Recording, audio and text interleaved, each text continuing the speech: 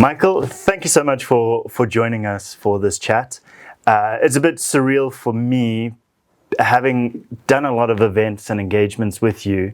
You typically the interviewer or the host or the MC. So to be sitting here where I'm normally behind the scenes, being able to grill you with a couple of questions is feels like quite a change to our usual setup. But thank you very much for coming and being part of this and for discussing David Buckham and Robin Wilkinson's latest book, The Spell. Yep. Pleasure to have you here and to unpack some of the themes of the book. Steve, thanks so much. As you say, with the glint in your eye, I think you've probably been wanting to get me into this particular corner for a while.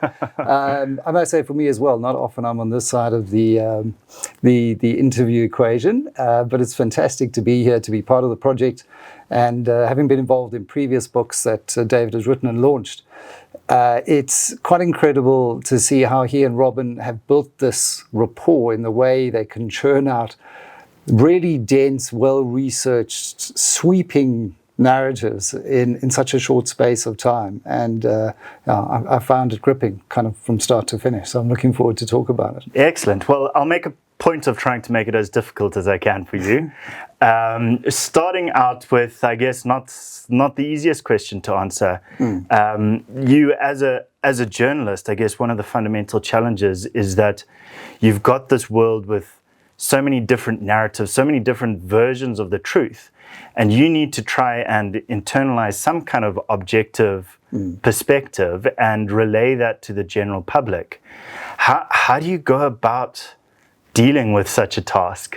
Especially in a post-truth society Absolutely. that we live in today, well, I think the big challenge, and I'm starting at a very high level and broadly for journalism, is how to remain relevant in a world where, with the rise of social media and X and all of the big tech platforms that have come in and started hoovering the revenue from traditional newsrooms, is how do you stay relevant?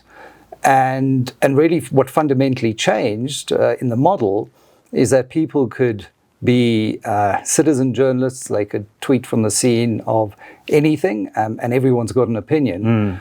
And so really what distinguishes you in that environment is the ability to filter and fact check. So the one thing that kind of legacy or traditional media had as its core strength soon became a weakness, in that in order to fact check, you would send a junior reporter. When I started out, you'd go and maybe as a financial reporter, you'd read a SENS article, then you'd go through some annual reports, you'd open an old Metro file cabinet, you'd pull out the files on the company that go back to its very first listing date, and you would have time to build a story and then to send it to a proofreader, a sub-editor, copy editor, and there's this natural filtering hierarchy and pyramid before it finally got printed.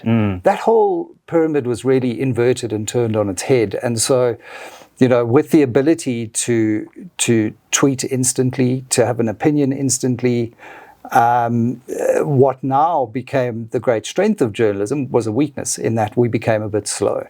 And so what I have seen in response to that is this desire to be quick and to be first. Sure. I like to think of the old model as now our strength, actually, which is a kind of counterintuitive to think. But if you think about what people are looking for, they're looking for trust, they're looking for credibility, and they're looking for that objectivity. Where can they find truth in a world where we have all of the agendas, all of this post-truth narrative pushing out there? And that's where media that goes through the process of fact-checking, having someone else and then a third pair of eyes over what you've written and over what you've said, it does build in a certain sense of reflection and self-reflection and objectivity.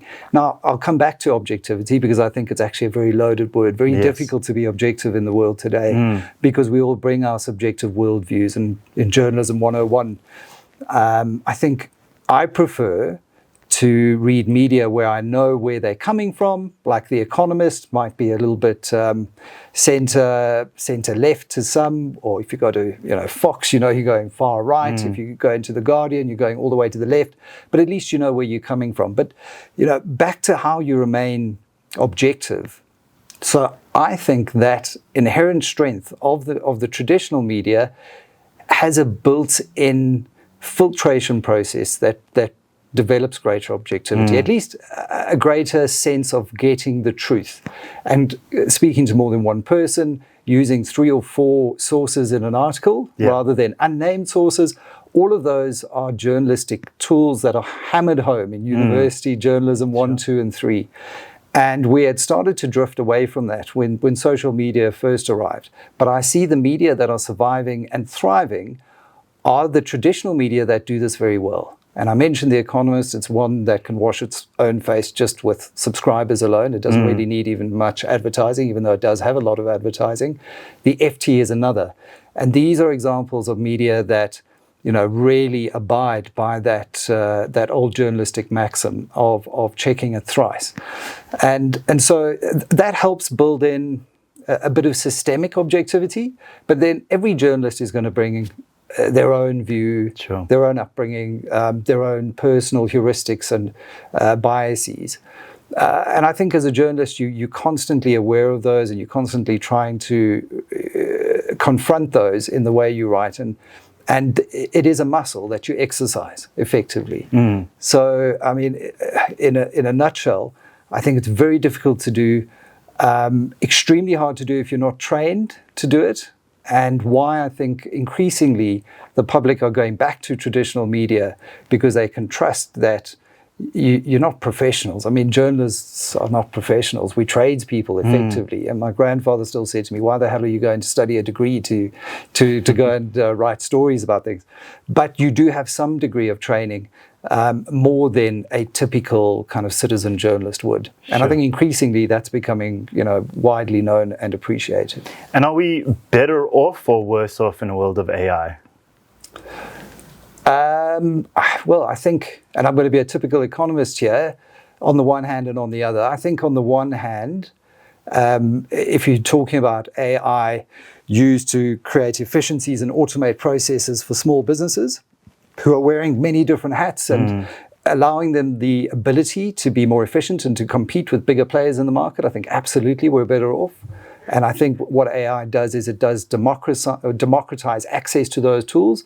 Where I think we are underestimating the perils of AI is probably in the ability of this technology to replace typically junior level entrance into the workforce. And whereas previous industrial revolutions disrupted blue collar work, this is disrupting white collar work.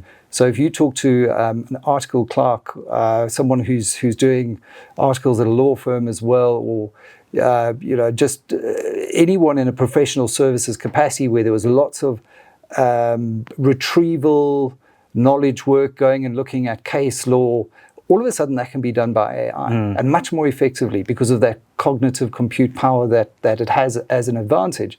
So I think we need to be very mindful of then how do we, in the professions, ensure that there are pathways for learning, and we don't start hollowing out the professions and giving away too much to the technology. Because I think in our haste to do that, we might then create problems down the line. And also, as a third point of concern, is probably cybersecurity and cyber risk.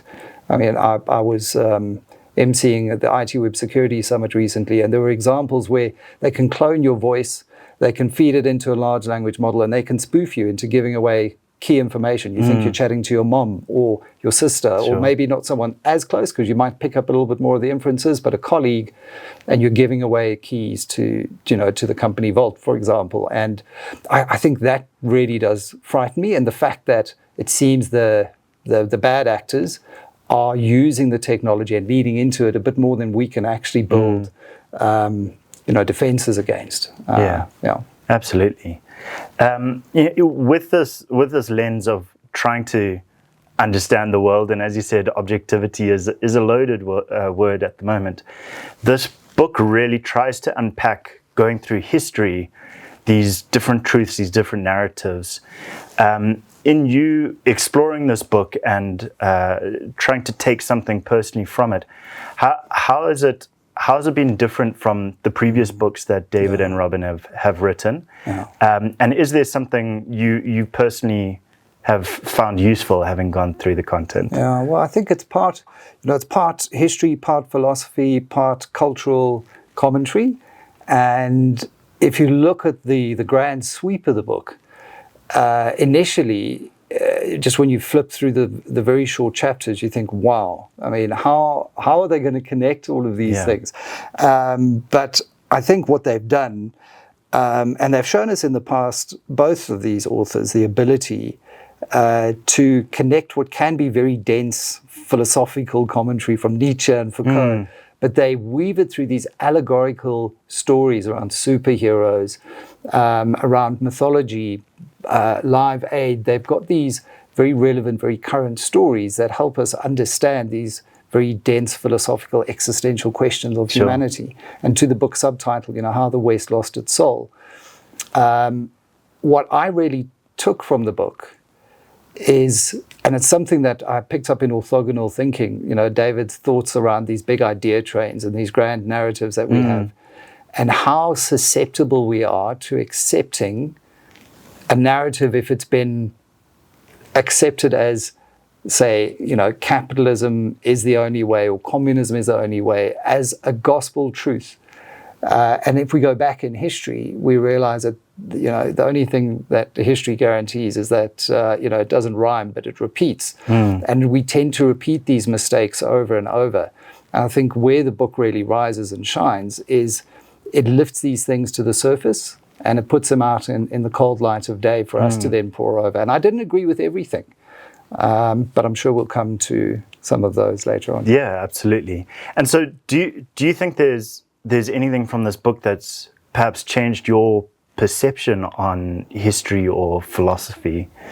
You know what I found really interesting is right at the end of the book, David talks about the kind of Jungian view of dreams and also of art and artifacts, and how often what we do subconsciously in our art, and movie making is art, book writing is art, is we bring to the surface things that are existential to our survival as a species.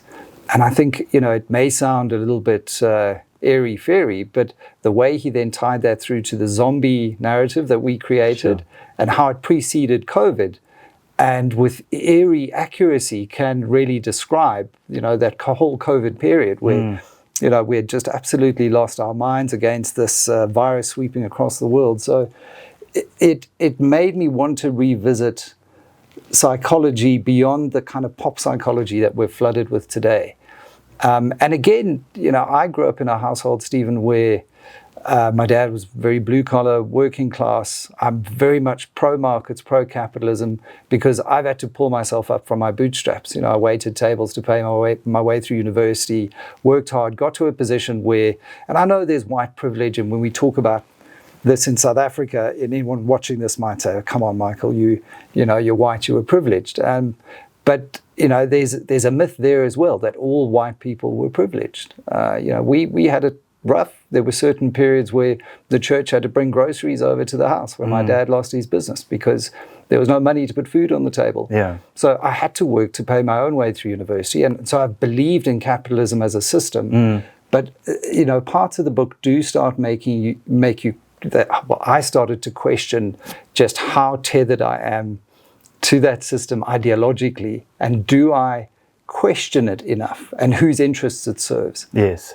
Because there's a lot of that in the book about power and how power is used in the Irish famine, for example, to almost exterminate the Irish population, and in various other examples of how there's this hypocrisy built into capitalism. We'll get into bed with the Saudi prince after what he did to Kamal Khashoggi. So there's that tension that just makes you sit a little uncomfortably within your own preconceived views of the world. And I appreciate that, because that's ultimately why we read, isn't it? Yes. We don't just want to read something that's going to confirm what we already know. Otherwise, I'd pick up Ayn Rand's Atlas Shrugged. Yeah. I think one of the narratives in the book that particularly made me feel that sense of uncomfort is, and it's through history where the privileged or the developed countries claim to try be helping or supporting developing nations. And as a South African who lives in a third world country, you perhaps get a better sense of what does and doesn't work. And throughout history, there's been unforeseen consequences where help has been given, but the end result isn't what the desired objective was.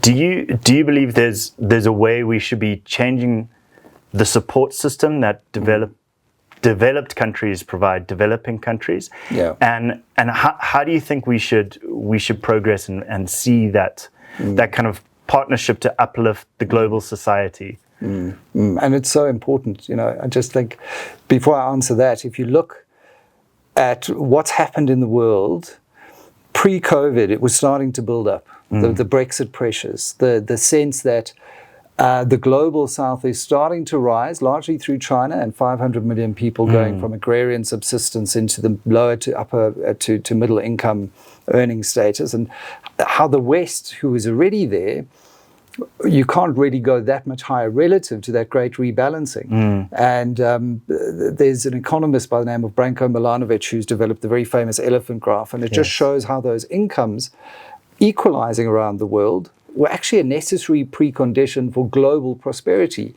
and this idea that globalization can lift all boats. But very quickly, populist leaders in the West, think Farage, think Trump, Orban, jumped on this disaffection in their local populaces that globalization hadn't benefited them, and they used it to rise to power politically. And so I think there needs to be greater awareness of that global geopolitical story when you then start thinking as developed countries or the West as to how you give a lift up to the developing countries. And it has to be done in a way that is seen to be more, I think, mutually beneficial on a sustainable basis, and not just to say, right, we'll come in and we'll support a few local industrialists with soft loans tied to DFIs, for example, and then we'll leave, because that just leaves a simmering discontent behind. And the other big thing for me is there has to be real skills and capital transfer and know-how. It's the old story of teach a man to fish. And there's been far too much financial transfers or doing deals around minerals. And it remains a kind of pit-to-port extractive model in Africa, where the large population of these countries are not beneficiaries of those programs. But if you start to focus on early childhood development, getting nutrition right, and there's a big component around nutrition and eugenics in the book, but getting that right and then feeding it into real quality education, then you start to lay the foundations for an Africa that can make use of these tools in a positive way, these AI tools, and not be subject to the designers of the tools and the algorithms as we have in previous industrial revolutions. Yeah, the other very polarizing narrative is around climate change. And we now, stemming from this conversation about the developed relationship with the developing, we now ending up in a situation where you have laws like CBAM coming in that can be seen as controversial, and whether or not developing countries should be held to the same level of scrutiny as developed countries when it comes to how we manage climate change. What about this narrative has made it so tricky to unpack and agree what the right thing is to do? Yeah, and there's this quote here, and I loved, the climate change part of the book is an important part of understanding these grand narratives. And this is where I think David and Robin don't hold back, arguing that the narrative has slipped from science on the one hand into the realm of politics. And if you look at just the way the IPCC's language has escalated over time, from admitting in 1990 that the unequivocal detection of the human enhanced greenhouse effect is not likely for a decade or more, to declaring a code red for humanity in its 6th assessment report. Now, I think the valid point here is also that if you keep on shouting apocalypse, that you lose the impact of your message. But where I might disagree is that, yes, it's important to analyze the rhetoric, but I think the effects of climate change are pretty much self-evident if you look at the coral bleachings around the world, if you look at the soil erosion, the biodiversity loss. The question that we have to grapple with is who pays as we try and redesign our modern capitalist systems.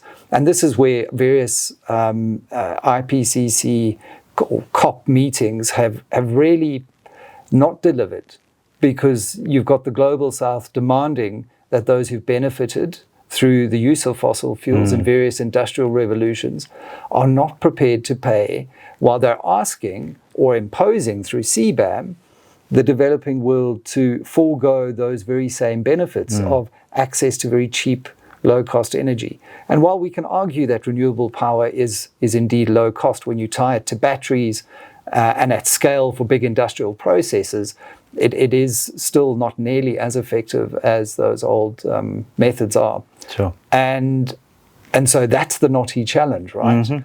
But I think we lose that when we get bogged down in very apocalyptic doomsday type narratives where the Greta Thunbergs of this world declare the world's going to cease to exist by 2030, which is just patent nonsense. But I'm finding hope in that the developing world is becoming a bit more avuncular and a bit more muscular in pushing back. And that's certainly what we've seen with arguments around loss and damage funds and who ultimately pays for this. But again, it's one of those provocative parts of the book that just leaves you wanting to engage more and wanting to pick up the phone and say to David, I disagree here, but I absolutely have you on the other point.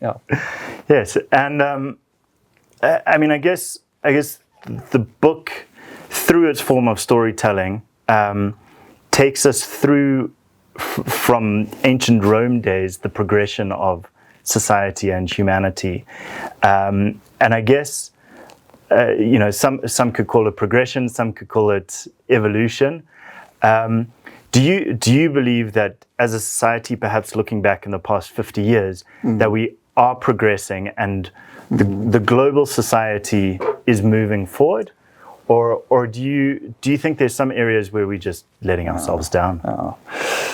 So I worry. I do worry. I think humanity and globalization is at an inflection point, and we're seeing that in the politics of the moment and how we're pushing back this anti-immigrant sentiment that we see around the world, the rise of populism, this pushback against globalization, and with Donald Trump taking us back to this very neo-mercantilist 1930s period where it's very zero-sum. It's you win, I lose.